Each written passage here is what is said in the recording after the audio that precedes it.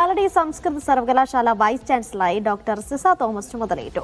സാമ്പത്തിക പ്രതിസന്ധിയടക്കം രൂക്ഷമായ സർവകലാശാലയിൽ പുതിയ വിസിയെ കാത്തിരിക്കുന്നത് ഒട്ടേറെ വെല്ലുവിളികളാണ്. ശമ്പളവും പെൻഷനും മുടങ്ങിയതോടെ അധ്യാപകരടക്കമുള്ള ജീവനക്കാരും പ്രതിഷേധത്തിലാണ്. തോറ്റ BFA വിദ്യാർത്ഥിയെ വിജയിപ്പിക്കണമെന്ന സിൻഡിക്കേറ്റ് തീരുമാനം തടയാനുള്ള ഗവർണറുടെ ഉത്തരവ് നടപ്പാക്കാൻ വിസമ്മതിച്ചതോടെയാണ് കാലടി സംസ്കൃത സർവകലാശാല വൈസ് ചാൻസലർ ഡോക്ടർ ഗീതാകുമാരിയുടെ കസേര തെറിച്ചത്. പകരം സാങ്കേതിക സർവകലാശാല VC ഡോക്ടർ സിസ തോമസിന് സംസ്കൃത സർവകലാശാലയുടെ അധിക ചുമതല നൽകുകയായിരുന്നു. 2021 മുതലുള്ള സാമ്പത്തിക പ്രതിസന്ധി, തോറ്റ വിദ്യാർത്ഥിയെ ജയിപ്പിച്ച വിവാദം, അങ്ങനെ പുതിയ ഉദ്യമത്തിന് വെല്ലുവിളികൾ ഏറെയാണ്.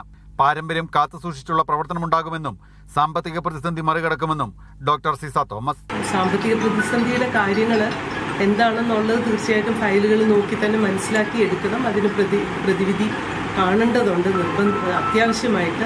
ശമ്പളവും പെൻഷനും മുടങ്ങിയിട്ടും സാമ്പത്തിക പ്രതിസന്ധി മറികടക്കാനുള്ള തുടർ നടപടികൾക്ക് വേഗം പോരെന്നാണ് സർവകലാശാല സ്റ്റാഫ് അസോസിയേഷന്റെ ആരോപണം. ഈ 6-ാം തീയതി ആയിട്ട് പോലും ജീവനക്കാർക്കും പെൻഷൻകാർക്കും ആർക്കും തന്നെ സാലറിയും പെൻഷനും ഒന്നും തന്നെ കിട്ടിയില്ല.